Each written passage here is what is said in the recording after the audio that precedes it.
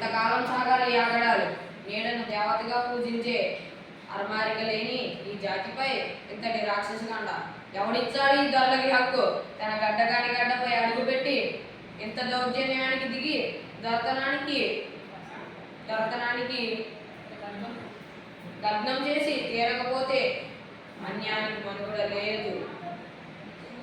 నిత్యం సచ్చే కన్నా పోరాడి వీరుడిగా చావటం యుక్తం. బ్రిటిష్ ప్రభుత్వంపై విప్లవం ప్రతి మానవుడి జన్మ హక్కు. ఈ సీతారామరాజు ఒక్కడే కాదు, సీమ వీరులు పణ ఊపిరినంత వరకు సీమ ధరల శబ్దం భారత ఖండంలోనే వినిపించ వీలు లేదు. సింహాలు విహారించే సీమలో నక్కలకు స్థానం లేదు. పులినైనా పిలిచి చంపగలే మాన్యజాతి తలుచుకుంటే త్రుటిలో ఈ ధరలకు గతులు మతులు లేకుండా చేయగలదు. విప్లవం వర్ధిల్లాలి, విప్లవం వర్ధిల్లాలి, విప్లవం వర్ధిల్లాలి.